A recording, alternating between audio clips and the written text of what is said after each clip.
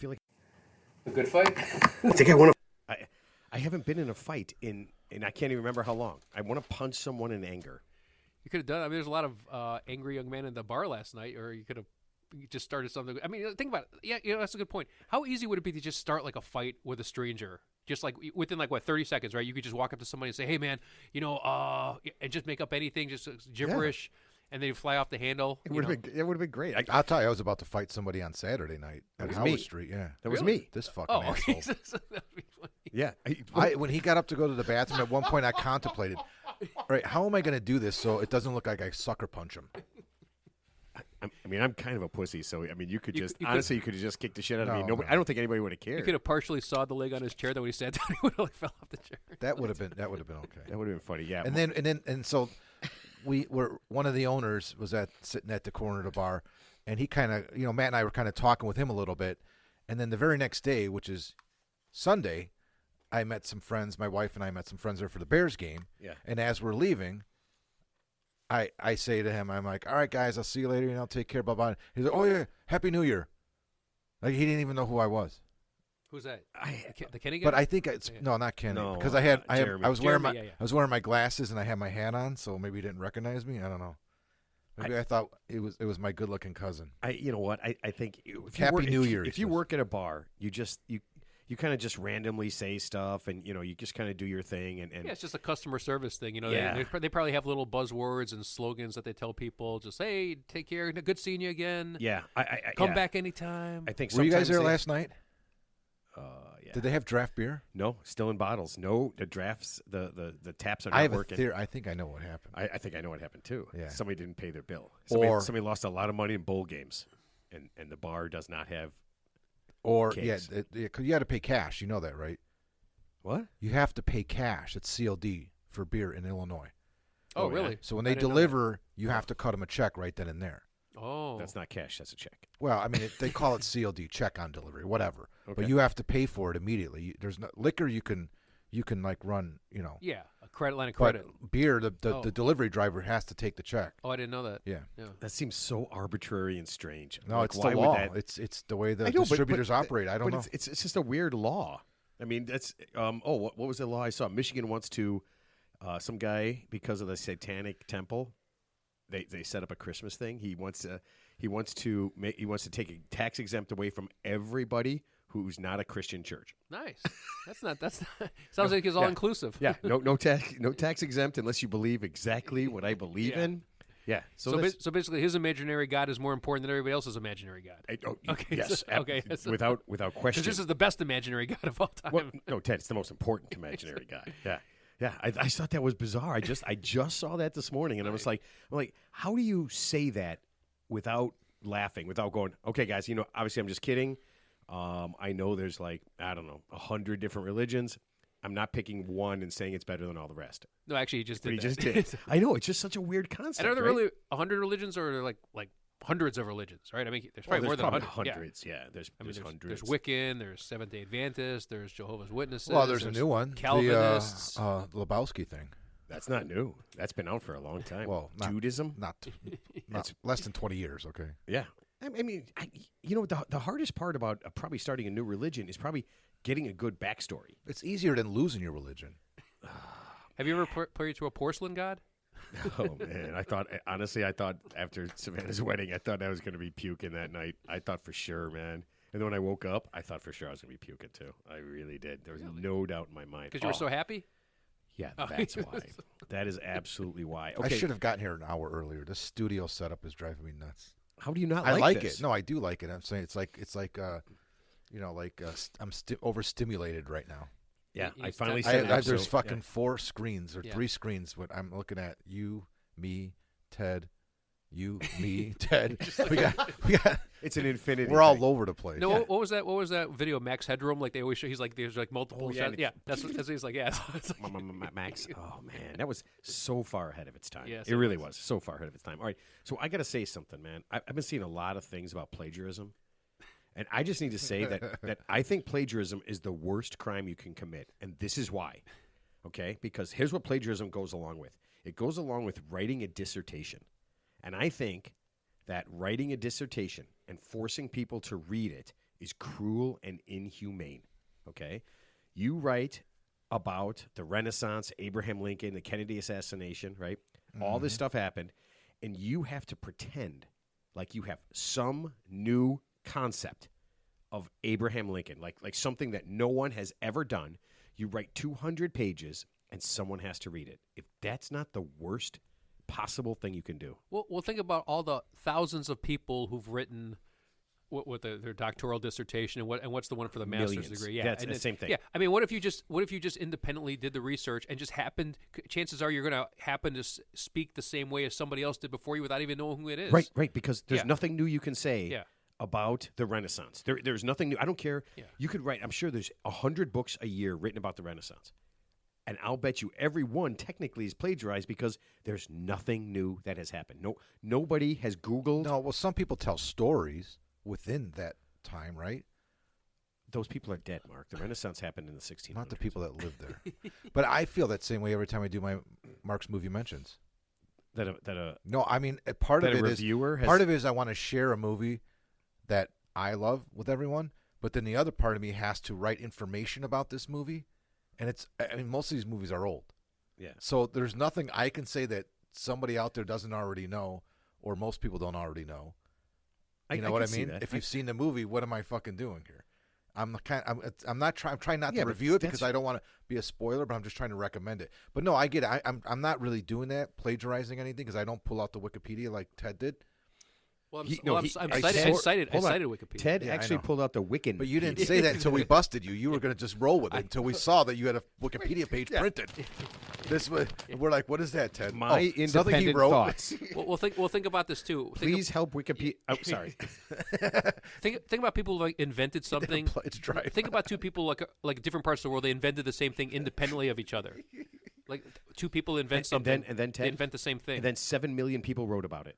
Yeah, that's what it is. I Yeah. mean, that's what plagiarism is, right? I mean, it's just it's a goddamn waste of time. I don't even know. People should just stop writing about stuff. Like if somebody walks up and says, "I'm going to do a dissertation about Napoleon," and just say, "Stop."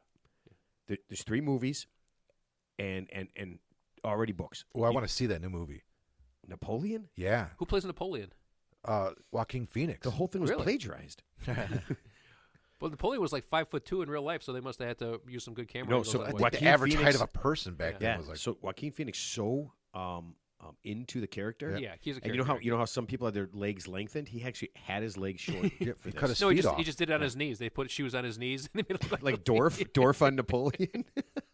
I love that was Tim Conway, right? Yeah.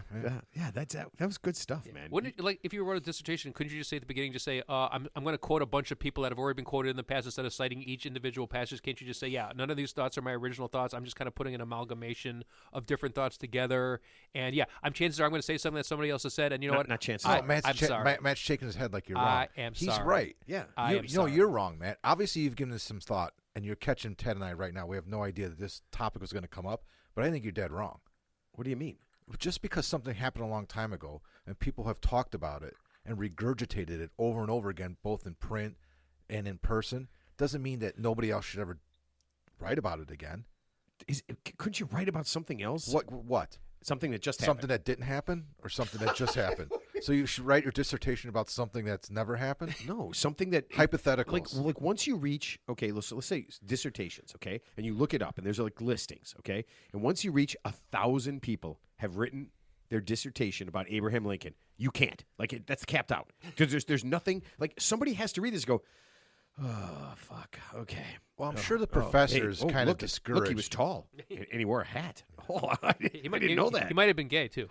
Oh, there we go. That one Oh, too. Yeah. God might have damn been it. Abraham Lincoln, who was gay. Yeah, no, that's not a real He was a thing. wrestler. He wrestled a bear. What? He did not, He was a wrestler. he did not wrestle a bear. That's a urban legend or whatever. No, that was Davy Crockett. There was like posters and stuff, I think, right? That he wrestled a bear? I think so. Am I getting him confused with somebody else? Yeah, you must be. Yeah, So Daniel Boone. Yeah. Not No, He's he a- wrestled a raccoon and took he's the one. his hat. Yeah, Abraham Lincoln walked He 5. took a raccoon's hat. Yeah, he had the raccoon hat. Isn't that the Bowie knife? What was it? Who was that was it? David Bowie. Who was at the animal? Who was at the Alamo? Was it like David Bowie? the Bowie Don't, knife? Yeah, Ted. I don't You know how many? Oh my God! already right now. Right now, people are listening right now, and they're just like, okay, Boom. let's send him off a note. was David Who Boone, was at right? the? Yeah, who was at the? Yeah, Daniel. Boone. Davy Crockett. Davy Crockett. Daniel Boone is one of those guys. Okay, are you guys go-getters? You know, Like, do you get ahead of the? Do you get ahead of it? Do you get ahead of stuff? get ahead of the curve, get ahead of the problem. Because Not Like a today. fixer. I saw something, and I thought this might be important for you guys. If you send, do you send a lot of Christmas gifts? I do not, unfortunately. You do not, Yeah. Mark. Not do you not that I don't send care. Christmas gifts in the mail? That job is taken. No, but do you? Amazon does that. But, You drop ship it. Kelly, so Kelly you don't- does it. so you Yeah, don't- of course. okay, so I was looking at this thing. I just saw this, and they had all the things that the big things that you can't send through the mail, like just for USPS, United States Postal Service. Live animals. Yeah, I do not know. I do not know how it works in other countries. So if you listen in India or Sweden or UK or whatever, I don't know. But here in America, these are the things you can't send through the mail. Okay, Can I ready? name one before you start? Go ahead. Fruit. Not on the list. Explosives. Oh, you can't send fruits and vegetables through the mail. Let's see. Technically, explosives aren't. I mean, these are the No, yeah. these are the things. Incendiary Are you ready? devices. Go ahead. Ammunition. You can't Oh, send. cigarettes too. It doesn't say cigarettes. This is from the USPS. Okay. So ammunition. So you cannot send your favorite uncle bullets for his gun. Ammo. Okay. Okay. You also can't send him guns. Okay. Okay. So those two things: ammunition and guns. You can't send fireworks through the mail. Yeah, I've seen that. Yeah. I mean, I don't know why. I Is don't that know. No. Everything else I is- was, Oh, there's more. no, I was just thinking, like, what couldn't you send? Biological Like, materials. But what would in your mind, like, oh, you No, know they what? You ship know what? that. I gotta get these fireworks to my friend in Colorado. I got a guy. Yeah, and you send it over. Okay, you ready? And this one blew my mind. Mercury. Oh yeah. Okay. Oh. Yeah. But Like in the who- thermometer. Yeah. yeah, you just can't send mercury. I don't know if you can send a thermometer, but you can't send mercury. But who has mercury just sitting around? They shut down Lane, your alma mater, because they thought that they found mercury in the toilet. So what shit? Last year they canceled the basketball games because there was mercury floating in the toilet. Oh, I did hear that. Yeah. I didn't hear that. What the hell is wrong? And with people? I told my wife, I go, odds are it's probably fucking paint or nail polish. How do they know it's mercury? Is there somebody at Lane that could test it immediately and say No, that's mercury? Someone walked in and went, "That's mercury," and then they ran out. Did they have the? Yeah. I never found out if it was They actually had the mercury. elemental chart with them when they were looking at it, and they said yes. That's what I mean. When they were looking at, and there's no pictures of mercury. It's just what's the symbol for mercury? ME or something like Oh, that. don't. I know. Okay, thank you everybody for the stuff you're gonna send. Yeah, after you listen to this tomorrow or the following week, and you send us what the symbol is for mercury. Spray paint, hairspray, nail polish, and nail polish remover. You cannot send those Flammables. things. Yeah, makes sense. Also, lithium batteries. Oh, didn't know that. Yeah, which doesn't make sense because when they ask you, do you have any lithium batteries in your bag? And you do because you have lithium batteries in everything that you have. Everything. Yeah, Right. And then you go, no. What? HG, Ted. Or you do one of these. Okay. You do one of these. What's a lithium battery? Yeah. Yeah. Well, I was watching a video of a guy's garage burned down. He had a camera in his garage, and so we got to watch the video of his garage burned down because a lithium battery charger, or the battery and the charger, whatever, caught fire. Oh my God. Yeah, and you know what I meant to do is unplug mine when I left because I got one of those Oh, at the shop? weed whackers. No, No, in at the the shop I leave everything on. You leave an open flame. No, but I got a Roman I got a candles at battery. 100, I got a yeah. caddy, like a Milwaukee caddy that charges yeah. all the batteries, and then I actually have a real battery on the chargers too. Okay. 2 batteries on chargers. Yeah, Anyway, we keep ours. I gotta take care of that. Now, here's things you can send, and I did not know this. Okay, ready? Unlimited amounts of porn, any kind of knife, body parts. what, is that a category? Unlimited amounts? Unlimited amounts, body parts as long as they're fully wrapped in plastic, and sex toys regardless of the size or where they get put. Yeah, all that stuff can be sent. It can all be sent out. Fascinating. Yeah, it just kind of blew my mind that people like that people would send any of those things. Like just wrap up a gun, send it out to your buddy. I know you can't ship fruits and vegetables like across the country.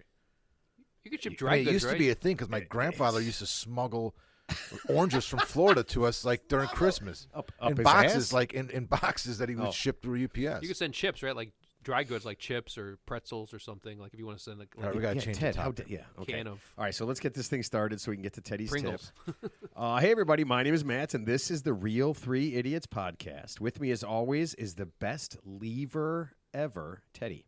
It was the Irish goodbye. You know, Teddy is the best at walking away. Last night, too? It's called. No, I said bye. Last night? It's called the Irish goodbye. Yeah. I didn't know what that was but until I the game's barely at halftime. Ted's like, all right, bye, see ya.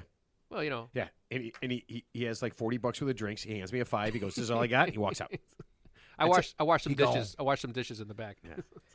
And Mr. Sweatshirt, Mark. What the hell does that mean? You wear a lot of sweatshirts. I don't have any sweatshirts. This is my only sweatshirt. He's actually not wearing a hat today. What? This is my only sweatshirt. That's the only sweatshirt you own. Pretty sure. Actually, the other one's, do you see- the other one's a pullover, You are right? so. Do you know why we argued on Saturday? Because you exaggerate What everything. other sweatshirt do I have? Justin Fields has thrown 50,000. I don't touchdown have passes. another sweatshirt. I've actually never seen that sweatshirt before. I have seen that. Okay, so I'm marking this. You know, I'm going to mark this. Oh, right I have now. my Taft hoodie. That's it. Hoodie. I have two. So I have two. This is a hoodie. See, I It's thought not the other one was sweatshirt. like a See- pullover. But do you see how you say I have none, and then I have two. But you had one. You had one up until 10 seconds ago. Dude, you know what had show's one. on right now. We're going to do this now. This is ridiculous. All right. Let's get to Teddy's sponsor so he can do his tip, and then we have our awesome guest today. See, he just Thank wants you. to argue with me. He's all out of sorts Yeah. now. No, Ted. I mean, You know what he- Mark, you know what he was I'm You good. had nothing to say about me. No, you know, I just you know what he's doing? He's trying to provoke you, like a Cape He Buffalo. is. See, don't fall into that trap. you walk up to a Cape Buffalo. Now I know why he rearranged the studio. He put two desks to get between you him and I. yeah, just and spikes. And, Yeah, spike and a strip. moat, and a moat. Take your shoes off. That'd be awesome. If Take I your shoes dug a off for the moat show into today. there. Hey, my shoes are off. All right. Let's see. Oh, here it is. Okay. Are you having trouble finding condoms specifically designed for lesbians? Dixno, the largest supplier of condoms for lesbians, is announcing their new line called the Hood Hood. According to a new CDC report, lesbians are 138% more likely to get an STD than a non-native New Zealander. Don't be left out of the fun because you bought a discount condom. Let Dixno protect your clam from chlamydia. Go to Dixno.com and get your lesbian condoms today. Huh. I did not know that was a thing. Nope. Hmm. No idea. So, go ahead, sing away, sir. The Ted and me will do nearly any task. As for conversation, you might say, how long's this last? It take a Teddy like you to get through to the man in the show. Ted's tips are ringing all around my door. I think to myself, I just can't take this anymore. Take a Ted like your kind to find the man in the show. But oh, what a wonderful tip just to know Ted's a big old trip. Wow. That was awesome. good one. I tried to do a song from the Big Lebowski. This is, the song. No, I like it. Yeah, that's good. I don't know. Yeah, I like it a lot. Good homage to the Lebowski movie. Yeah. Good job. Bob Dylan, the man in me. Love a little Bob Dylan. All right, Teddy, are you ready for your tip? I'm ready as I'm going to be.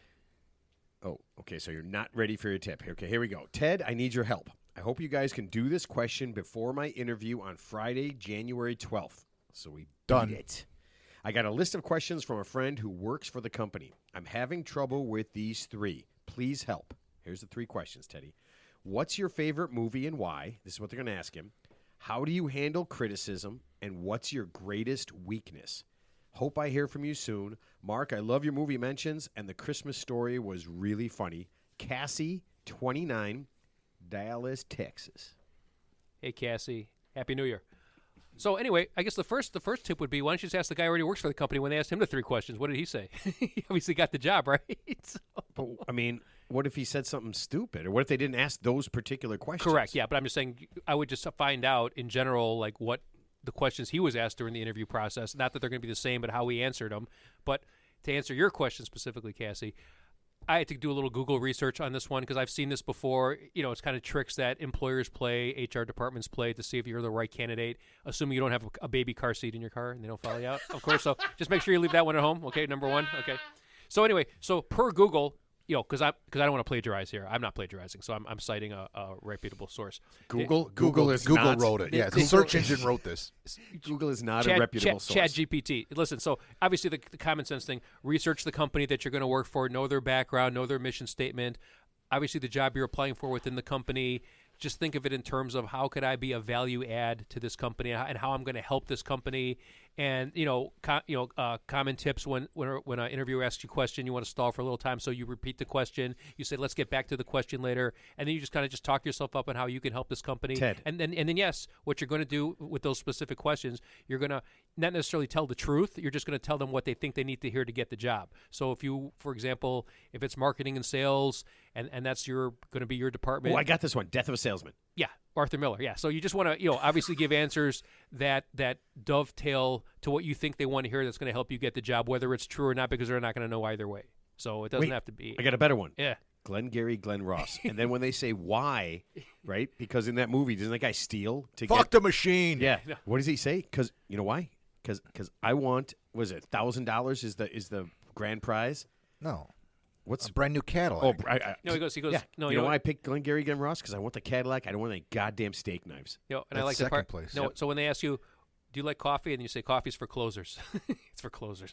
Okay, so what movie can she say? Glenn Ross is a good one because there's a lot of conflict in that movie. In the But she doesn't want to say that she's into conflict. No, but she wants to say how resolves conflict. I am gonna turn this. Pacino literally attacks his boss. Yeah. Near the end. He goes, there will be chaos if you hire me. There will be chaos. No, he goes. First place is a new Cadillac. Second place is a set of steak knives. Third place is you're fired. You're fired.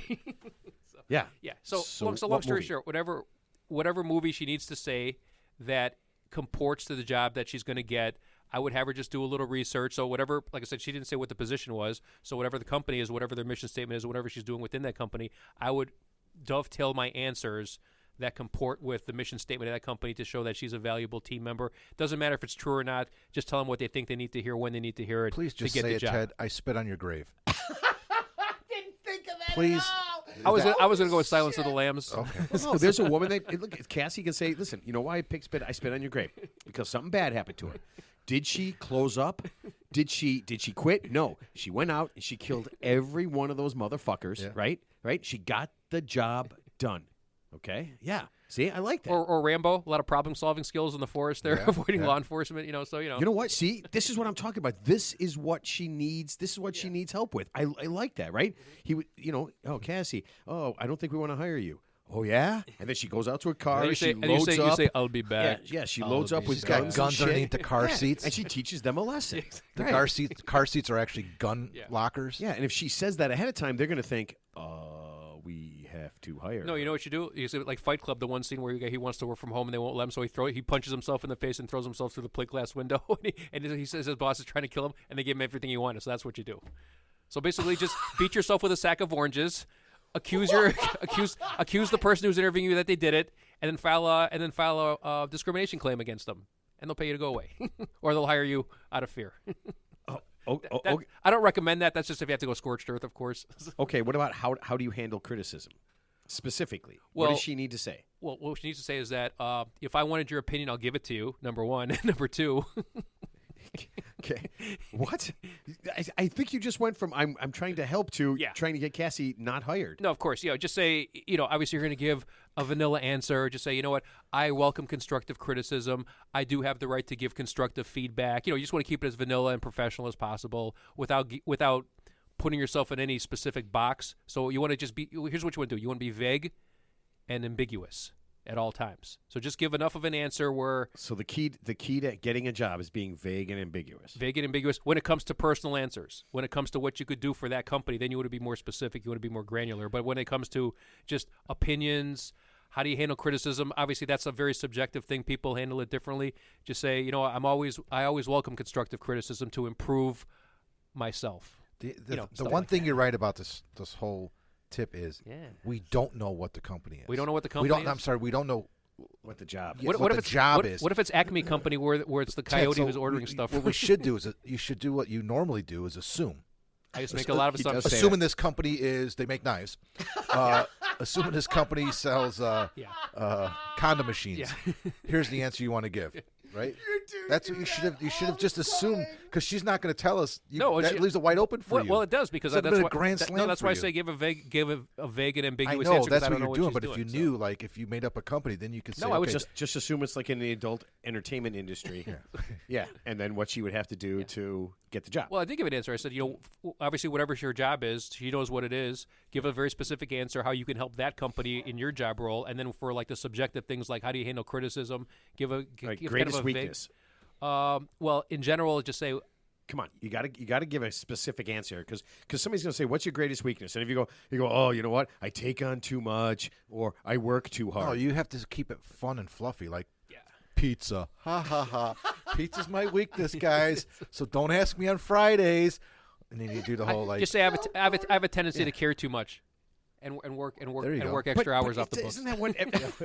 Isn't that what everybody says though? Everybody says that. Weakness. I'm too passionate. very dishonest. I'm too passionate about weakness. Is I didn't cover up the embezzlement good enough last time, but this time I have a triple encoded password where they'll never find it. So My trust me. weakness is flatulence. Oh my God, that would be a trifecta, right? Your favorite movie and why? I spit on your grave because you know that bitch got that bitch got her revenge, right? And then you say how do you handle criticism with a bat? And then what's your greatest weakness? I'm extraordinarily dishonest. I haven't told the truth in about 8 years. How do you handle criticism? I think the you guys fuck's are your great. problem. No, your greatest weakness is I waited too long to go on disability at my last company and milk it for all it's worth. That was my problem. But this time I'll make sure I have a work comp accident within 2 days of starting. God. So it'll be okay. Oh my God, You'll never get rid of me Could you until you even pay me to go away. God, could you even imagine how awesome that would be? If let's say you got a job, but you went to you got a job on Tuesday, and Wednesday you went to this interview, and you just didn't care, and you just wanted to have some fun. Oh, yeah. Right, and you could just do anything. Tell me a little about yourself. I've been killing my neighbor's pets, for about the last 22 years. But now they got a ring doorbell, so I have to be extra careful. Yeah, I have male and female genitalia.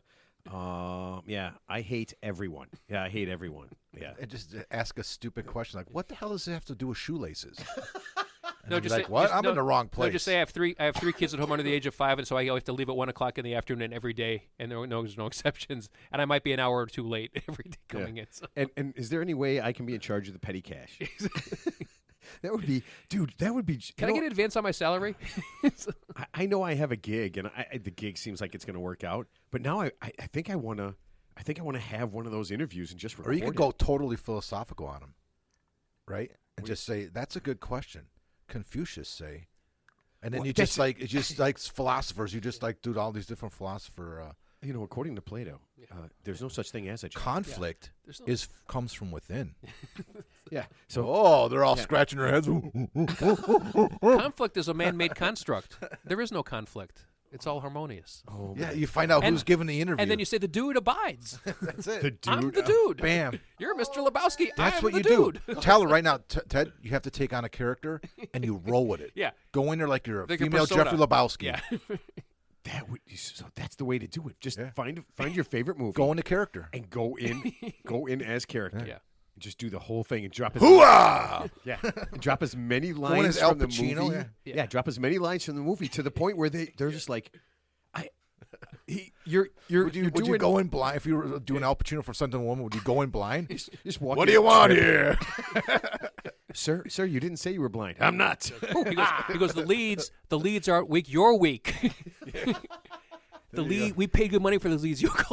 We're here to close. Oh man, Coffee's for closers. All right, Cassie. I know you're not going to get this job, but in your next job, yeah. So you have a choice, right? Just go to the McDonald's the next county over.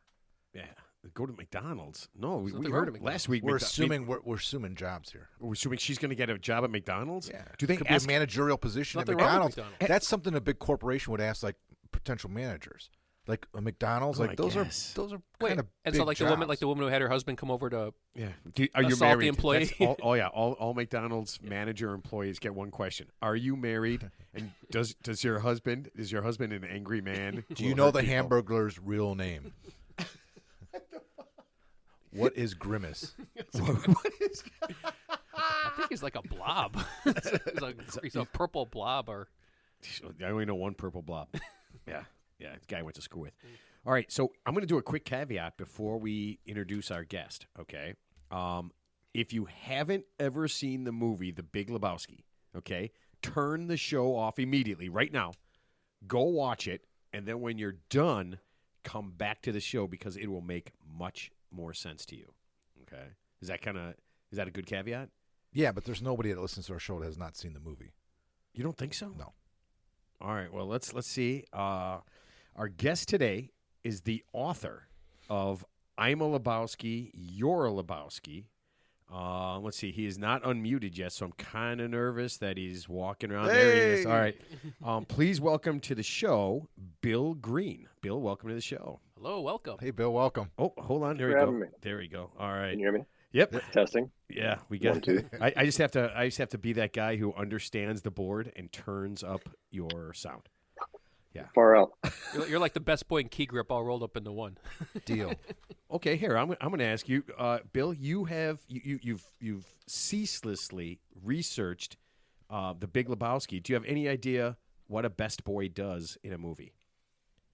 Or key grip. A best boy, I think, is like a step down from key grip or one of those. I was going to say that. Yeah, like a grip term. Yeah. Yeah. Okay, so do I have to ask the next question? What the hell's a key grip? Yeah. Key grip. I think they deal with electrical work. I don't know. I hope none of my industry friends are listening to this because I should know this, but I don't. Yeah. You know what? Don't worry. We'll get like 100 listeners who will tell us exactly what a best boy in a key grip does, and then they'll make fun of us for not knowing. Sure. Yeah. All right. So the movie came out in 1998, right? And you wrote the book in 2007. Is that correct? It came out in 2007, I'd say. And I got to start by correcting. I am an author of the book. There were it was me and 3 other dudes. Oh, okay. But no, but it's the 4 of us were all together as part of Lebowski Fest, which was started by Scott and Will of the group of the guys that wrote the book. And so we all worked together already, and then we were approached by the book or the publisher to put our thoughts down in a book. And I love that I'm on the plagiarism episode of your podcast. That's just a coincidence. That's He just leads a into coincidence. that, yes. Doesn't it make everybody sound like guilty? And from now on, when you write anything, you're going to feel guilty.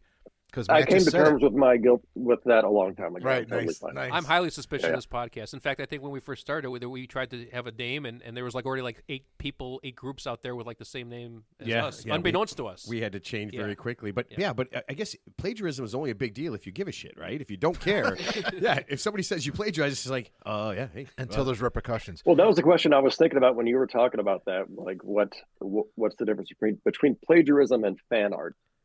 Yeah. Where does it cross the line? Well, if you're not cheating, you're not trying. That's what Joe Kennedy said. So, All right. So you talked about Lebowski Fest, and you guys started that. But I was going online. I was looking at different stuff over the last week or so. There's a whole bunch of them all over the country, right?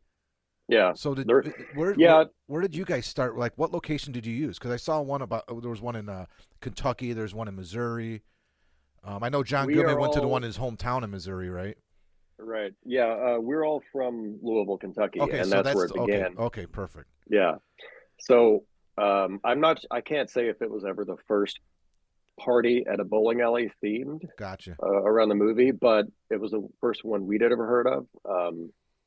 And yeah, Scott and Will just had the idea one day because they were tending like a booth. They were trying to sell shirts and stickers and stuff, and they're bored and they're talking back and forth and they're getting the lines going, and then people start chiming in that are walking by, and they realize like there's a lot of hidden fans out there. So they made a little budget on a napkin like you see in the movies, and they needed like 30 people to show up, and 150 people showed up. all right.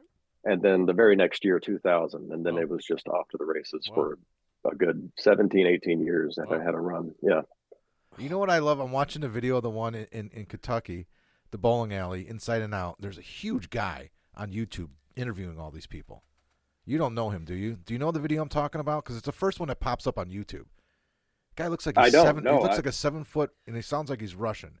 and he's interviewing everybody on Lebowski Fest. And Is he a nihilist? Wait, yeah, it's on that's YouTube? exactly. And I mean, it's everybody there is having the best time. It's unbelievable. Everyone's Oh my dressed God, up. dude, It's incredible. It was an incredible time because you'd walk into a packed bowling alley and everyone is in a good mood. And you've got like bag boys at Ralph's hanging out and bowling with lawyers and doctors. And it was just everyone, had a connection. It was really cool.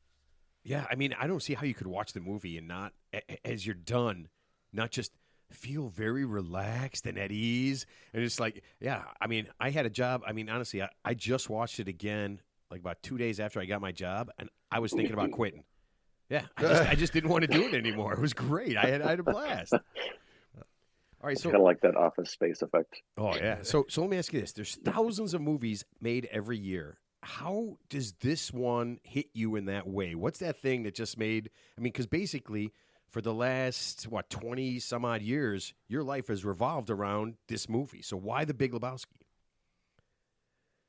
A lot of it has, yeah, and that's been the question that we cannot answer. it's it's we have no idea. It's just they struck gold, and it wasn't a big hit in the theater, but it grew. It's now we see it on the end caps up near the register at like Target, but it wouldn't have been there without like this underground fan. It just keeps it chugging along, and honestly, I do find a lot of actual useful life advice through basically the dude's teaching, not just the movie, but we got to interview Jeff Bridges himself, and he is everything you want him to be in a person, and he is the dude, and it's helped me with like just daily annoyances and anxieties. I think a lot of people can look to it for that. Well, that's cool, isn't it? And and that's the I'm true sorry, go ahead. definition of a cult. I mean, it's become It's a a cult film like the But Rocky hey, Horror I Picture have Show. to admit, I did see it in the theater.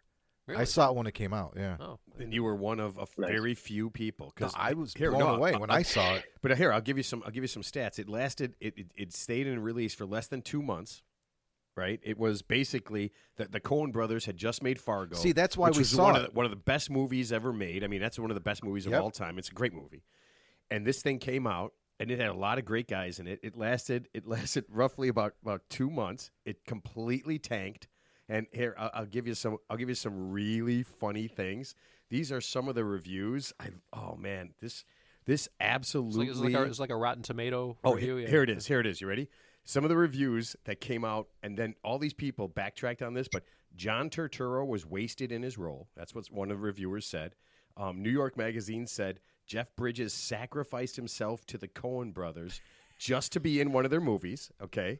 Another one said almost nothing to remember and enjoy. And this is my favorite one. Some woman, I don't remember what magazine, she said, this movie, it's just about bowling and Orthodox Judaism. What? That's what she said. So, Yeah, okay, Bill, yeah. Bill, how accurate were these? 3,000 years of beautiful tradition. She probably passed on Yeah, Bitcoin and Apple I mean, stock too. Yeah. So So the book just came out in reprint with a new cover that I won't show up, but Daphne Merkin did a afterward in the new release, and she is one of the critics that panned it when it first came out. So it's Nice. kind of looking back at what she said and why it changes, or but yeah, I don't know. That's fine with me. I think if something has like a massive following, if more than half the population likes it, I probably don't like it. I think a lot of us like the weird Yeah. offbeat stuff I'm with you, sometimes. yeah. But I was a huge Coen Brothers fan before the movie came out, and also Tarantino. And I remember I was in the theater I was there to see Jackie Brown. It was like Christmas, and I looked up at the screen, and there was a new Coen Brothers movie coming out. I had no idea what it was, and it was about first thing you see is bowling. I grew up in a bowling alley. My dad was on leagues. I was on leagues, and I was like, "Holy shit! This is like my favorite directors," and they're doing a movie quote unquote about bowling, which has nothing to do with it, but and everything. So I was like that. I was really drawn to it then, but you know what? I mean, I saw it and I loved it, but I never. My friend and I would banter lines back and forth, but he was the one that he's always been a friend that like had wingnut ideas and went for it full blast, and he did it and it worked out. It would never would have happened, or I would have attended some, but I never would have been a part of it without his insane energy for We this all kind need of thing. friends like that. So, I love here's a question. So obviously the Lebowski movie is kind of like the Rocky Horror Picture Show. It's a cult film, and I'm sure you've seen the movie Kingpin, the one with Woody Harrelson. Now, why did that one not necessarily gain as much traction as the Lebowski movie, even though it was still a little bit eclectic, a little offbeat? So Oh, that's easy. So what was the It's secret because- sauce? Yeah, what was the secret sauce about It's the because Lebowski? Lebowski didn't have the line, "I think you knocked something loose, Tiger," in it. So Yeah. Oh yeah, where he faked the robbery with the landlady so we can get the free rent. Yeah, and then she had to bang her. Yeah. So so I'm glad. One of my questions was, are you a big Coen Brothers fan? So you knocked that off the list, and I am too. My buddy Juan and I saw Fargo in the theater, and when we found out they had another movie coming out, I think it was the same year, if I'm not mistaken. It was bad. It was really close. We went and saw The Big Lebowski, and I'm not gonna lie. I mean, I love Jeff Bridges. He's one of my favorite actors before that, and still is. But John Turturro, for him and I at that age in '98, I think we were probably like 22 years old. John Turturro is one of we loved him. That cameo, that character in that movie, dude, we couldn't get enough of it. John Turturro was unbelievable in that movie. We were fucking blown away by him. That was the funniest part of the whole movie to us. And I mean, I actually still have my ticket stub from the movie. That's what. Nice. Oh, it's awesome. Yeah, I mean, it's so. Yeah, I used to keep them That's all the funny. time, but when they gave them to you, right? That's But yeah, I mean, John Turturro in that movie is funny, and that's why it's so weird. It's just a cameo, basically. And you, so you interviewed almost every single person from the movie, correct? Or did you get everybody? Right. I would have to think. We got all the heavy hitters. Did you talk to Flea? And I'm sorry. Did you talk to Flea? We didn't get to talk to Flea. No, but he doesn't really do anything. All he does. That was another thing too. He was in the I would love goddamn to talk to movie. Flea. Yeah, That's what's They great about it. actually asked the Coen brothers if we could interview them for the book. And I did not want to interview the Coen brothers because you know them and you've seen them in an interview. They just dissect the interviewer without them even knowing it. Yeah. It's just like I do when I want to be put in a conversation with those guys. But they had loaned a prop to us for one of the festivals. It was the marmot in the bathtub. It was like a cutaway view of it, but there was this entire thing prop, and it had like a drill bit on it. That's how they spun it in the water. They loaned that to us for a festival. And anyway, their response to us about the book was, "We let you borrow our marmot. Don't push it." You know, That's all we did. That's awesome. You know what I love about that scene too? When he says that, when they're at the bar and they're rehashing what happened, he's like, "Forget about the marmot, man." I'm like, wait a minute, it was a weasel. A marmot's like a totally different animal, and I love that he said marmot. He called it a marmot, and everybody to this day still says the marmot. All right, Nice so marmot. so when you're interviewing these guys, who had the most fun? I mean, who did you have the most fun interviewing, and who was the most into it? I would say Jeff Bridges was the most into it. I'd say the most fun was Sam Elliott, because in the movie, if anyone hasn't seen it, he asked the dude why he has to use so many darn curse words. Yeah. And Sam Elliott, on an interview, he cursed more than anyone in the movie that we interviewed. Oh, in person he did. And just to hear that voice on the other end of the line, it was incredible. But yeah, they were. Dude's they were answer. all, Dude's answers go. Dude, I think dude said, "What the fuck are you talking about, man?" Right? Yeah, what the fuck are you talking about? So yeah, and I lost my train of thought. I'm rambling again. What was Go the ahead. Godfather stat? You said there was actually more swearing in the movie The Big Lebowski. No, than I the did. They said they dropped the F word than more. the Goodfellas. More than Oh, Goodfellas. I didn't know that. The story, I like this story, and I think I'll make sure I get this right. When you were talking to Sam Elliott and you interviewed him, he said the Coen brothers made him do one of the scenes like 15 times, and finally he flipped out. And he, you know, as a great actor, he said, "What do you guys want? I don't understand what you want." And did one of the Coen brothers say, "Oh no, we got it like 10 takes ago. We just wanted to fuck with you and see how long you would keep doing Yeah. this." Yeah. He said it was like the first or second take they got it. They just said they loved to hear him say it. That's pretty my funny. God. I It mean, was at the bowling alley bar. Yeah, that's pretty I funny. mean, I guess that's that's the only time he's seen. Yeah. yeah, that's a tough thing to do. I don't care how great you are as a director and a producer. I mean, that's a tough thing to do to somebody, and you know, I mean, that's a risky thing. That's a really risky thing to do. Yeah. Why do you want Yeah. him mad at you? Yeah. So I mean, and when he tells that story, I mean, does he sound like he was pissed, or did he think it was funny too? No, he thought it was funny. I mean, yeah, he was really cool about it. I feel like I got the vibe that's, well, here's the thing. We're fucking amateurs. We don't know anything. And we're writing this book. And we don't know how to interview people. We don't know any of this stuff. We just throw a bowling party. So, you know, we're talking to Philip Seymour Hoffman on the phone. And I didn't do any of the questions, but I wish I did now. But they were just asking really dumb questions sometimes, and that would make me cringe. And then it would be confirmed because, How do you think we feel? We've been doing this for a year and a half. well, I think they had, By the way, I'm collateral damage in all of this. You know that, right? yeah. So I'm not. Yeah, right, Ted. I didn't buy into any of this. All right. Yeah, I mean They that asked was him- tough. I mean, you guys are writing this because you had the fest.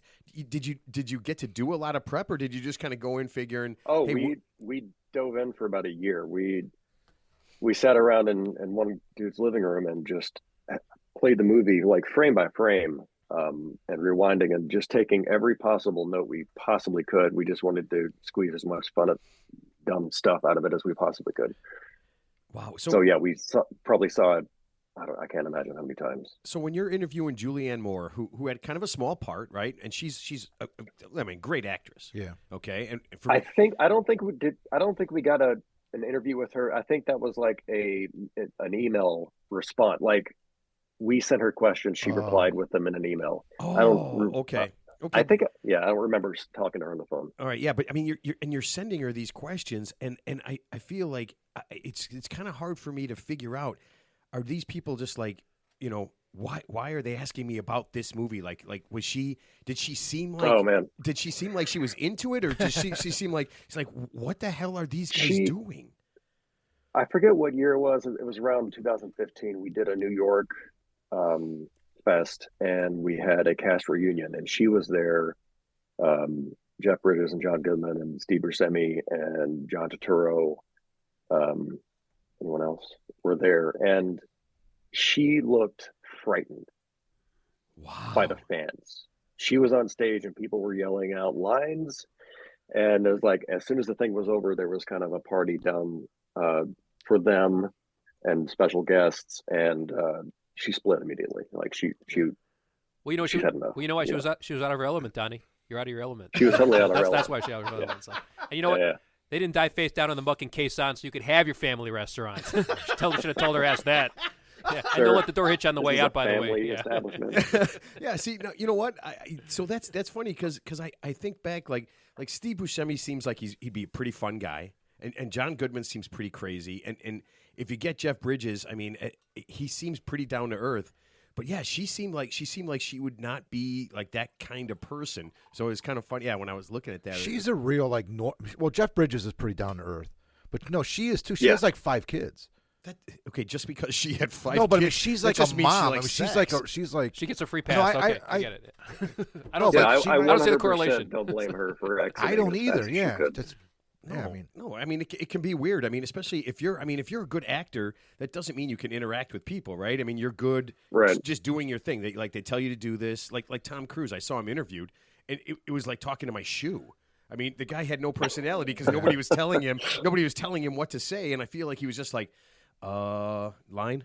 well, John Goodman said the same thing when he went to the one in St. Louis, or he went to a Q&A in St. Louis, and he's like, there's people in the audience that knew the lines better than I did, and they're all barking them out at me, and he seemed like he was a little unnerved by that too. He was like, you know, he seemed like it's kind of weird to have, you know, fanatics face to face with you.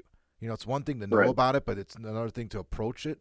And he's like, he felt like weird interacting with people that were like Especially so into when it. the interaction is always yelling. Yeah, It's always over the line or shut the fuck up, Donnie, or Right. something. Yeah. I can't imagine Right. poor Steve Buscemi Yeah. walking down the street in New York getting that yelled at him all the time. And so you said in 2015 you had all of those people. They all agreed to come to the New York Lebowski Fest. Yeah, they came to New York, did like a whole Q&A session on a packed theater. It was really cool.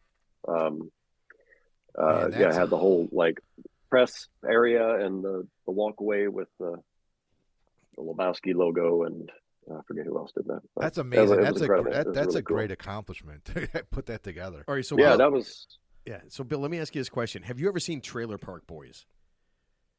no. You But I see the little square on Netflix all the time, and I'm curious. Oh my God! So I'm, there's I'm trailer curious. it is okay. One of the funniest things in the entire planet. But there's a guy, a character in there, Julian, and everywhere he goes, he walks around with a drink, a rocks glass drink, everywhere he goes. And because I saw that before I saw the Big Lebowski, because it's been on forever, and I was like, oh my God, those two guys could get together.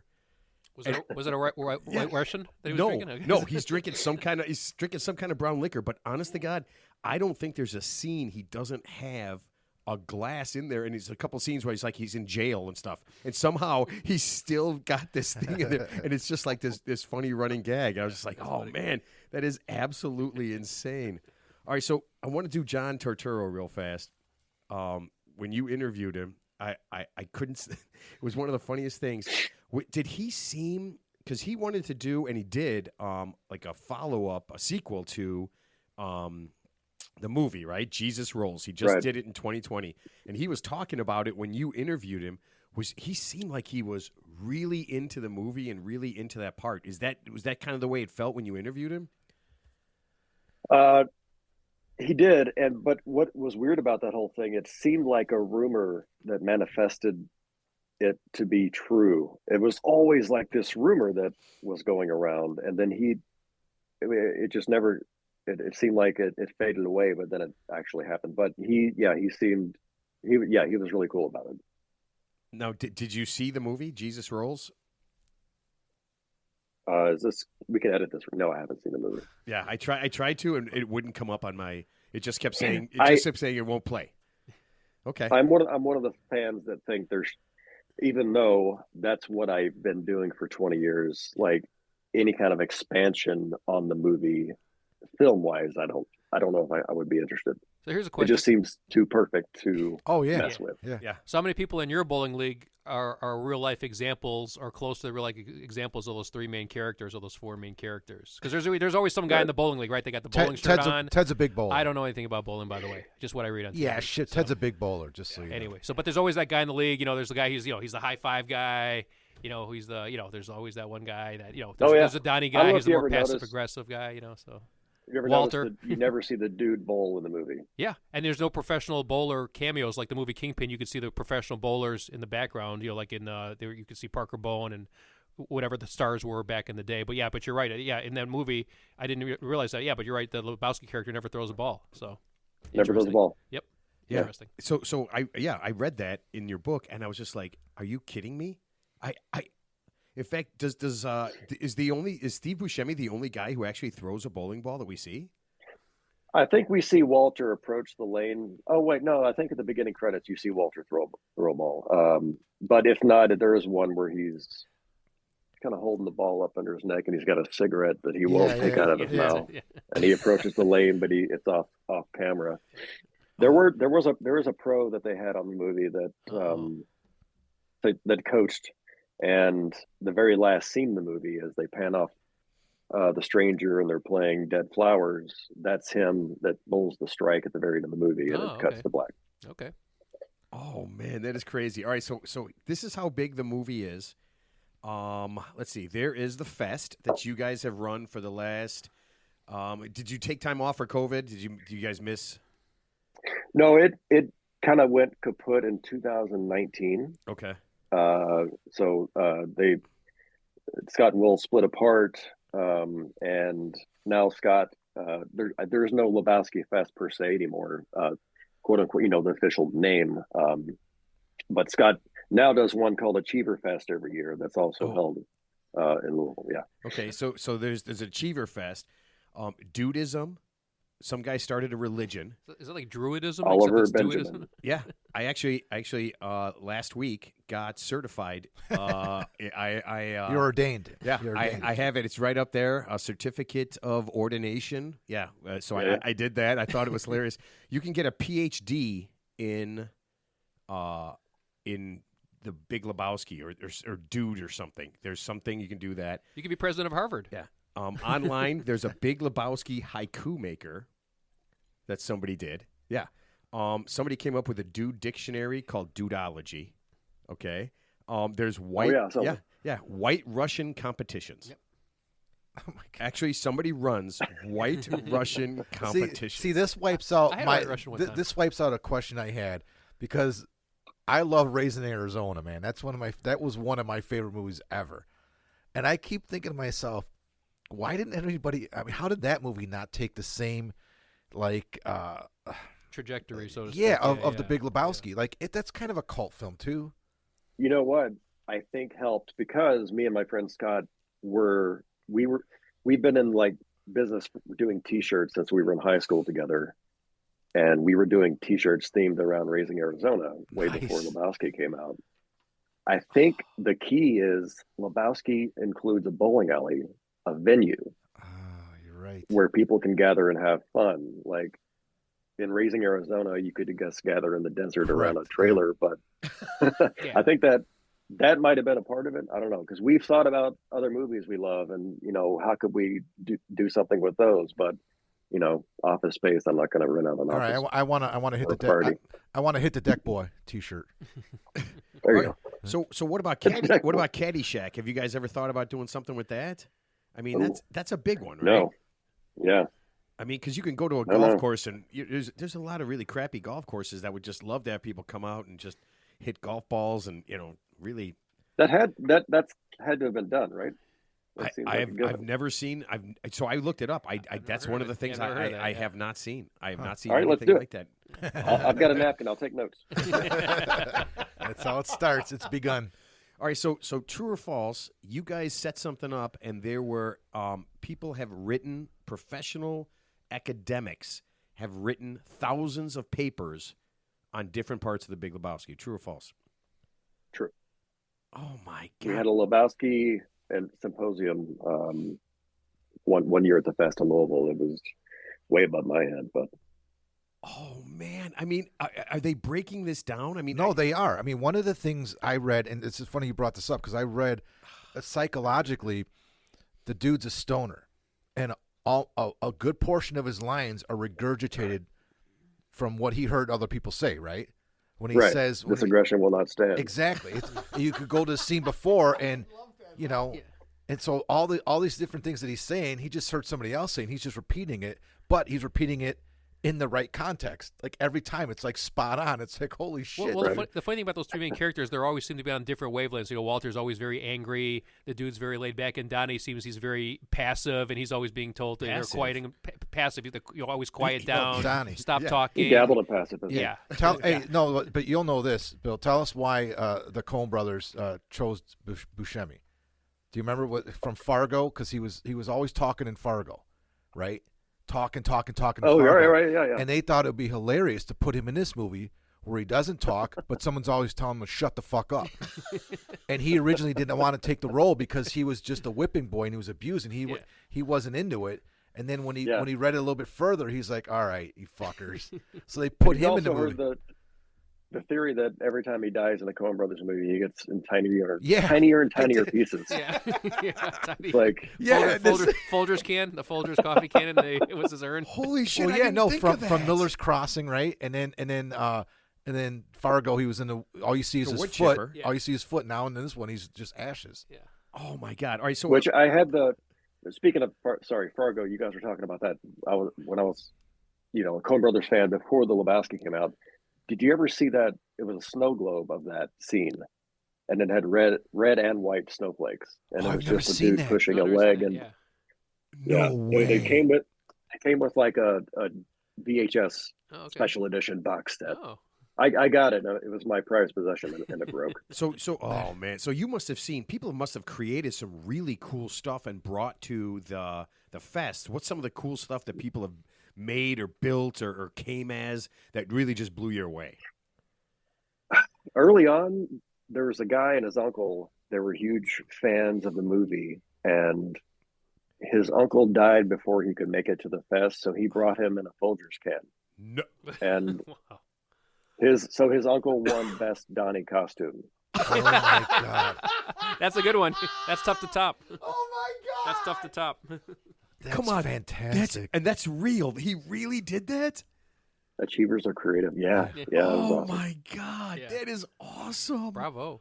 That's I I feel like I want to go to a bowling party when I get. I want to go bowling now. put in a can. Cosmic bowling. man. Oh, that's That is funny. okay. But So there are other guys that really took on, like, I'm going to the fest and I'm going to win the costume prize. There's a lot of stuff like that too. yeah, That's tough to top. I saw a woman. They did a documentary on the Achievers, and you've probably seen that, right? Where there's a woman. She's part of a trivia contest, and for like 3 years in a row, she came in second. All right. And she was the year they showed it. It was like her third year coming in second, and she was devastated. I mean, she was devastated. She's underachieving. Do you feel like there's a couple of people that maybe show up that are maybe a little too into it when you guys were doing this, if that's possible? No, that was all in good fun, I think. But I do remember that her name is Stormy Daniels. Yeah. Stormy Daniels. Her name is Stormy something. Her name is Stormy something. Sorry, Stormy, I forgot your last name. But she, in that documentary, you see she finally wins first. Yeah. And the guy making the documentary, Eddie Chung, the guy was, I'm not, he was shooting this documentary for years, traveling to all the fests with us. And this was a big part of, obviously, this movie. He missed the scene where she's getting awarded the first place trophy. He was adjusting That's hilarious. He was adjusting a camera somewhere in the bowling alley, Oh and my it missed God. the entire Yeah. presentation. That's hilarious. So you see in the movie, it's just her running around a corner with the trophy in her hand, all happy. Like she stole it. Yeah, Oh, that's funny. Man, that is so good bad. times. How Good fitting. times. So at one point, I go back to this John Turturro thing because it seems so funny when you interviewed him that he said that he would either when he took this gig and he's literally on the movie for like 4 minutes. Is that like a total like 2 minutes or 4 minutes he's in the movie something like that? He said he'd either be remembered forever or be ruined by the role. And I thought that was hilarious. And then he said at one point he said that he thought the dude was handicapped, like mentally handicapped. Okay, so in the movie, and you've watched it a billion times, is the dude is he a stoner or is Turturro right? Is he a short bus rider? Spectrum. No, I think he's just I think he's in touch with his inner dude, and yes, he's a stoner, but I think he's a smart stoner. All right, so here's a question I have that you might know through research and your time spent watching the film. Is Sam Elliott's character a figment of his imagination? He's not real, right? I just kind of always pictured it as this is the story and it's going to be told by this guy. But there's interaction between the two, and you never see him with There anyone is, else. yeah. Oh, actually, no. He does. No, the bartender recognizes him, right? Yeah, because Right. he says That's he's right. Asperilla. That's right. Yeah. Sioux City Sarsaparilla. Yeah. Okay. Never. Okay. Yeah, but hold on. Have you guys seen the nods that the new Fargo series does to the Big Lebowski? Have you watched any of those? No. No, because I was going to ask you The that. Fargo series. There's a lot of TV and movies that do Lebowski stuff. Well, the Right. Fargo. So Fargo has like some cross references, or because I know. Oh my God, it's like every 2 or 3 minutes I can pick something out that came from. I mean, Coen Brothers, yes, but Right. Lebowski, there's a lot of it in there. I mean, there's a whole scene with a stranger at a bar in a bowling alley, just randomly showing up and talking to another character, and then they just kind of disappear. Nice. They See, That I could need be to. any- that could be any bowling I- alley. I need to watch that series. I really do. I've been Yeah, avoiding it's, it for some reason, but I need to get into it. Yeah. Oh man, it's so weird that something that seems so benign at the time can be, because really, I mean, because we all do it. I mean, we'll sit around and inevitably at some point, if we're sitting around drinking long enough, something comes up, or a text or something that we make a reference to that movie. I mean, it doesn't fail. But when we're doing stuff for the show and I'm sending something out, and Ted will send something, and Ted, you're out of your element, or shut the fuck up, Ted. Yeah, I mean, it's just such a weird thing that comes up. Do you catch yourself like saying these things and being like, oh man, I gotta like rein this back in? Are you like kind of like addicted to these things? No. My wife loves it for sure. No, I just it just comes naturally. I don't even have to think about it. See, I do and that. Then, excuse me. I'm cold. It's not COVID. They did something in the recent Fargo which blew my mind. It made me say out loud a line from The Big Lebowski. There was nothing to do, like in the show itself. They did something in the show, and I said something in reaction to it, and it was a line from The Lebowski. And I don't know if that was planned, but it was brilliant. The show, it just comes out. It's trigger. what I go to immediately now. It's like that show's triggering you. But in the same way, it makes sense because it's used in the right context. Yeah. See, I see. Matt's right. We all kind of do scenes from Big Lebowski, but me, I have to hold back because I'll do lines from obscure movies. Like I like the weird movies too that nobody really like got into. Like for instance, like Raised in Arizona. I'll say shit from that movie all the time, and nobody knows what the hell I'm talking about. Nobody. I mean, my buddy Juan and I. Yoda's and shit all over. Yeah. Come on. I mean, how many times can't you say, "Boy, you got panties on your head"?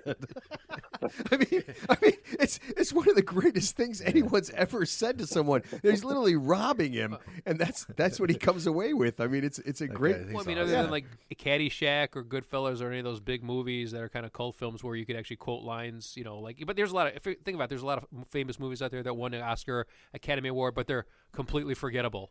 What? Like My Dinner with Andre, for example. Are you kidding? How many times do we say back and forth stuff from The English Patient? I mean, come on, man. Actually, now that I think about it, all the time, I quote that movie every day. Now that I think about it, most of my lines come from John Candy characters. Yeah. I mean, no, John Goodman characters. Oh, I thought you were going to say those aren't him pillows. Too. Those him aren't too. pillows? No, but when I'm at a buddy's house, I'll say, hey, who wears the pants of family anywhere? Anyhow, H.I. When he's just, Blues Brothers. Obscure things like that. So when people, and I forgot that I want to ask you this about Lebowski Fest, is it frowned upon to show up sober? I mean, is that like, do you kind of like turn people away? Because I was like, yeah, I haven't had anything to drink yet, but I'm just like, I need you like get the hell out of here. Did you used to do that? No, actually, it's I guess half the people that run it are sober, and we shied away. Like, yeah. You have to guess which ones. No, it was there was a time I had never heard of it, but from what I remember, there was something called the Heavy Metal Parking Lot documentary, and they just went around a parking lot before a heavy metal concert was about to happen, and just interviewed people, and it was just ridiculous. The people they said, they tried to do that at Lebowski Fest, and they not the same people. Some knuckleheads in Louisville were trying to make one. And I remember they approached me like, hey, Bill, having a good time. I'm like, yeah, it's great. Are you drunk? Like, no. They're seeking people out, trying to make it out to be something that it wasn't. But no, but it definitely did flow. White Russians were aplenty and oat sodas. So. Oh, man. So I saw a thing. This is funny. A white trash Russian. Have you heard of that one? I'm trying to think. Would that be moonshine? No. So it's what do you? I've never heard of it. You ready? You drink half of a Yoo-Hoo and then pour vodka into it and shake it up. That's a white trash Russian. Yeah. So how many Lebowski Fests happened to date? How many of them were there? And you went. I mean, you did in New York, Kentucky. How many did you guys do total? So, I mean, my role in the Lebowski Fest was all the artwork, doing all the posters, and I've got a little over 70 posters that I've done for the fest. So around there, total. So has from 2003 to 2019. Okay. And Triumph the Insult Comic Dog never made it out there. Never. Man. Wait, did he? Oh man, I wish. No. That would have been great. So okay, let me ask you this I then. know. Who, Then you know you made it. Oh, for sure. who's the most famous person that just showed up to be part of it that wasn't part of the movie? Chunk. Really? No way. I was waiting to see if anyone. Yeah, Chunk showed up from the Goonies What? with his friends, What is? That's funny. and they were trying to get in for free. And he was like, "This guy is Chunk from the Goonies," and we let him in. I don't know if it was really him, but Oh my God! Wait, Gonna look did he alike. do? Did he do my favorite thing? Do you know who I am? That's my. I've always wanted to. no, he was embarrassed. He was like, "No, guys, stop!" They were like, "No, this is Chunk from the Goonies." There was another time. I love this actor. I can't think of his name now. Shit, he was in True Romance. He was a redhead. I don't have a pot to piss in or a window to throw it out of. It's the redheaded guy. Obviously, Anyway, it's not he was Dennis. It's not Dennis Hopper or obviously Christopher Walken. I can't think of who it could No, be. Oh, Michael Rappaport. Oh, Rappaport. there Yeah. you go. Yeah. Okay. Oh, I love yeah. him. Yeah. Okay. And I'm a fan of him. He's Yeah, I not like him a very lot. well Yeah, known, Yeah, he's but- done a lot of. I love Michael Rappaport. Yeah. Yeah. Oh man, that is And awesome. of course, we had Jeff Bridges came out and all those guys Yeah. from the movie at some point, but people that had nothing to do with it. I love when people showed up. There were two guys that came in that looked like hillbillies, and we were just perplexed. We couldn't place them, and then we realized they were the Soggy Bottom Boys. Oh, So they're my just coming from other Coen Brothers movies, Okay. which is great. Oh, that is one of my. Oh, Brother, We're Out. That was one of my Yeah. favorite movies of all times. God. Brother, There- where art thou? There could just be a Coen Brothers fest, I think. Oh, that would be dude. You could have so much crazy shit. That would be almost out of There would be control. encapsulates so many good movies. Yeah. Oh man, you know what? You know what the problem is? Somebody bring a wood chipper and just start tossing That's it. people in, and That's people it. people be jumping in just for fun, and they wouldn't realize it's an actual real Well, wood chipper. How about a wood chipper slide More into like a than thing of once. balls? At the end of Lebowski Fest at 2 a.m. outside the bowling alley, there's going to be a rug that's been peed on by dozens of dudes or people. I don't know. Yeah, that's funny. Oh, That was a complaint That was that we all, got. it was the whole theme of that movie was the right. rug. It has to be right. I mean, oh man, if you were the guy who brought the rug, that would be just the one, the the one that held the thing. whole room together. That rug. Tied the room together. Oh man, so okay, so Fucking so A, it did. okay, so I got to ask this before you go.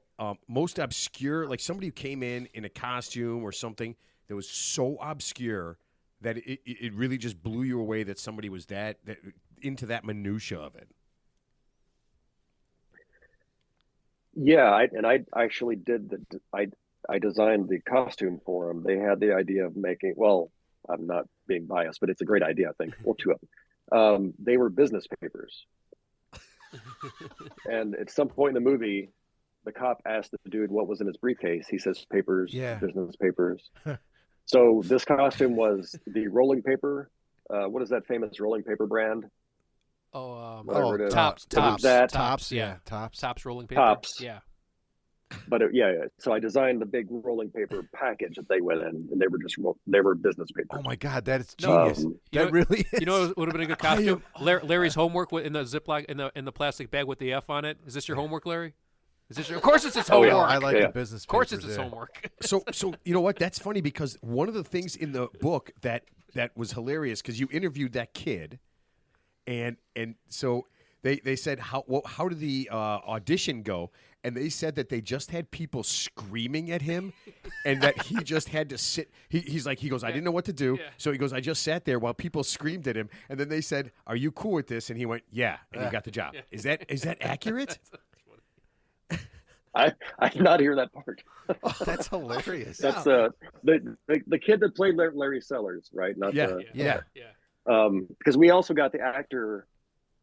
No, we got the guy whose homework was actually found in a stolen car and got in trouble Oh, that Coen when two Brothers guys story. Okay, it was came over and they presented the homework in a baggie just like John Goodman does. yeah. Oh, nice. And that was a real story. Yeah. That's funny. And that was told. Peter he's a professor at USC. He's the guy that's responsible for the Coen brothers putting in the rug really ties the room together. Okay. He had them at a party and he kept talking about his new rug. Okay. So his car was stolen, and this kid was blamed for it. And they actually met for the first time since that happened at Lebowski Fest. Oh man, I'm telling you, this They book gotta is fight. the book is incredible. The book is incredible because he goes through all these different stories and all these different things, and it's just so goddamn funny that all of this stuff is part of it and so real. Like all these, it's just stories. It's just like I don't know. It's like a weird collection of stories. Well, it's believable. The thing about the movie, I think, it's number. It's believable. It's just there's not any like really fantasy in it. It's believable enough that it could happen, and then it's not. It doesn't follow the same predictable, boring plot as most movies do. There's a good guy, there's a bad guy. The bad guy's winning, and then somehow the good guy, pulls himself up by his bootstraps and saves the world. And and I'm asleep, about an hour into it, because I'm watching a golf channel or something like that. Oh, and the big thing, Bill, you brought it up. What you saw the preview, right? And the preview was like non-disclosing, didn't give anything away. You thought it was a bowling movie. That's the other thing. When I saw this in the theater, I still don't know. I honestly can't tell you what happens at the end of the movie. I don't know how it winds up, but it doesn't matter. It's the journey. But I think my point is, I think what makes the movie so great is when you go into this, you don't know anything about it. Everything comes out of right field, and then somehow it all comes together and all clicks, and you walk away. And you're like, that was unbelievable. That's to me what makes some of these movies so great. Because I saw it in the theater, I didn't know anything about it. And then when it went out of the theater and people just started watching it, they didn't know what to expect. And I think it just catches everybody off guard. It's the same thing happened to me like in Pulp Fiction. I didn't know anything about that movie. That was crazy. Yeah. I mean, all of Tarantino's movies are in similar fashion where if you don't know what happens, you don't see it coming, and it ends up being great. And that's part of it. And I think, this movie does it for a lot of people. All right, so Ted Bill, included. Bill, they ask everybody, and you asked everybody what the movie was about and how to sum it up in like a sentence or two sentences. So I'm going to put you on the spot, okay? And let's just say that somebody went through and they listened to this whole interview, right? And now they're gonna watch the movie, right? And now they're saying to themselves, "Man, what is this movie about?" Yeah. So go ahead. I'm putting you on the spot. If you had to describe this movie in say 2-3 sentences, what is this movie about? Wow. I'd say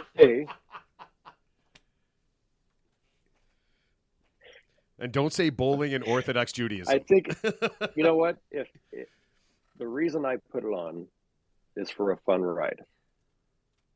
And I think that's what it is. I think a lot of people expect a plot when they watch it for the first time, and it's not really about that per se. But yeah, I don't know.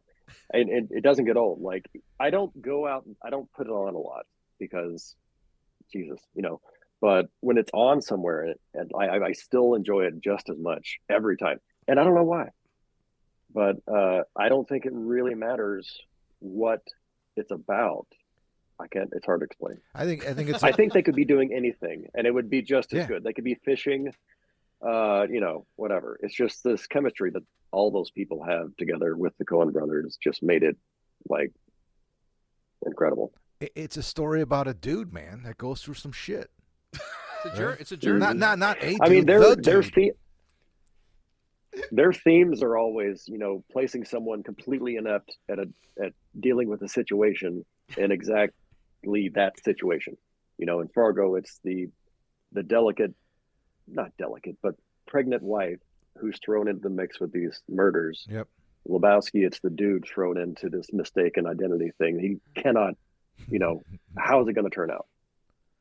No, that's that's kind of exactly that's kind of exactly how it works. I mean, because The Office was that, right? Someone who's inept, who's thrown into a position that they clearly clearly can't do, and now you have to watch them. Isn't that every job you've been promoted to level of your incompetence?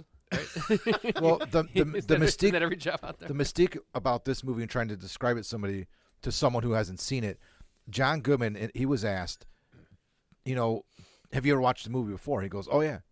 He's like, and he admitted, he goes, I've never watched myself in movies. Like, I don't watch them on TV if it comes on. But when this comes on, I watch it. He goes, I don't go out of my way, but if it's on TV and I find it, I got to watch it. It's just one of those movies. And he's in the movie, and he's saying that. So that's. And by the way, that reviewer who said John Goodman ruined his career by that, whatever she said, he's been in multiple Coen Brothers movies. Yep. And he's always yelling loudly in all these movies. There's always a scene with him yelling. Yeah.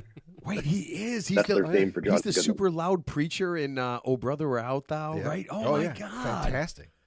I mean, and he's great. He and actually his opening scene in Raising Arizona, coming out of the ground screaming.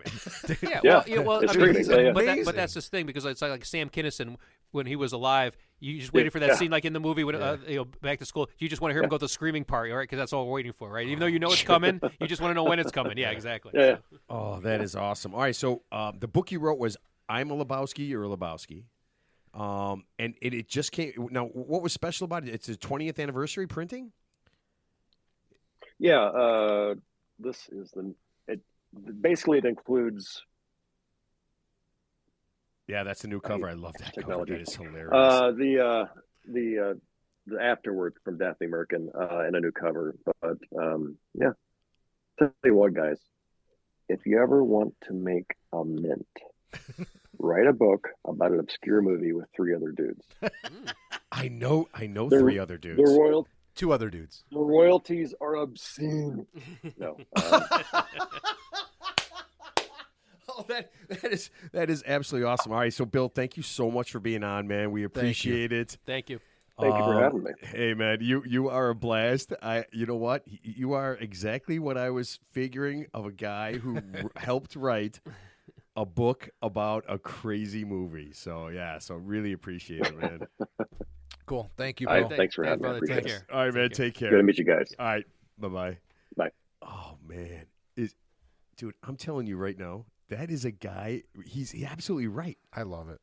I mean, You know what's great about it? Because we've been going on and on about the book for the last couple of weeks, and what I really enjoy about what he and his buddies did is the work and the intelligence behind it all. They're not just some goofballs that put some shit out there. This is well thought out and well put together, and it took time. I mean, this isn't something they slapped together overnight. right. You Well, know, it I mean, started this is out after as an idea, and this then is it after just- what 4 fests, 5 fests, Right. So they had it all in there. But it's a great support It is. for what they were doing. It's really smart. It's I mean, almost it like just fits. It's perfect. It Comic-Con, flows. right? Because Why everyone's wouldn't in we do a book character. about People it? go in character. They dress up. Yeah, it's almost like yeah. a Comic-Con type of. Oh yeah, it's dude. Yeah. It's so if you see pictures, if you ever want to like watch the documentary and look at the different things from the different Lebowski fests. I mean, these people. What was it? I think it was the first Lebowski fest. A 15-year-old kid, showed up in John Turturro's outfit. Yeah, that purple, The purple jumpsuit. Yeah. Ready? His mom made it for him and Wow. embroidered Jesus on the thing. Wow. Yeah. I mean, think a 15-year-old kid. Think about it. There's got to be adults. There's adult men, right? There's adult people. There are adult men. You're correct. Yes, but I mean, but here's the thing. Still. So here's Bill, and I'm guessing at that time he's got to be in his 30s, right? He's into this. His buddies are all into this. There's older people into it, and there's a 15-year-old kid who loves this movie that much that he shows up in costume and goes to this thing. So Yeah. I mean, it's just such a fun. It's just such a fun movie. I mean, it just makes sense to you, doesn't it? Yeah, it's really cool. All right, man. You know what? There's nothing left here, so let's finish this thing up. Teddy, last thoughts? I hope this year in the election cycle there's no threat to democracy. But other than that, I enjoyed this episode. Oh, that sums up this episode very well. Was this episode a threat to democracy, Mark? No, Okay, but just Ted, checking, but just Ted, checking. I feel like I what feel you like I just want to said- say, "Shut the fuck up, Donnie." That's what I was trying to get you to do. I had to tell you. That's why I had to tell you twice. Jeez, finally. Oh my God! Were you even listening to what the dude said? Oh man. You're like a child, Donnie. I'll get you told by 3 o'clock. You know what? No point of reference. You know what? I think that sums it up. Do you have anything you want to add? Because I don't. The dude abides, man. The dude abides. The dude abides. All right. That's what Ted's supposed to do. He abided. I love it, man. I love every second of doing this. Oh man, you know what? That was just so much fun. All right, so I hope you enjoyed it. Next week we are going to be talking to Dan Dan is from Australia, and he is a free diving expert. That sounds scary, whatever that is. It is absolutely I love that song. one of the most terrifying. Oh, that's Freebird. Never mind. God. Absolutely one of the most terrifying sports on the planet. And if I had to guess at deaths, More people die free diving than any other sport. I mean, it just can't. I mean, it's worse than parachuting or anything else. It's absolutely insane. So we're going to talk to him. It's going to be great. We got a woman in a couple weeks who is going to talk about breathing. And I know that sounds weird. It's kind of a You're theme. doing it wrong. It's a theme coming. We Dude. got a theme here. We got free diving where you hold your breath. Yeah. And then we got a woman talking about not holding your breath. Yeah. I finally got us a geography expert who is going to be on. And when I told Mark this, he's like, it's going to be a terrible guest. I'm like, no, he's not. You I even didn't said say that. Yes, you did. You said it's going to be terrible. It's going to be the worst guest we've had. That's the exact words you used. Should we try to fool him? Say, where's Catmandu? Why would you say that on the air? Even if I did say that and I didn't say that. Because you always say that. You say that about I have to. all I of our have guests. to. I have to do that. I got to play devil's No, advocate. he says that about I everybody. have- It's like, it's that's the terrible. rub. That's the rub. I got So it. you do it on purpose? Well, it's like a thing. We have to. There has to be a yin and a yang. It's like a there good, has to be it's a like good a cop, bad It cop. has to Oh, be. 'cause I'm so Otherwise, you'll excited be about so- it.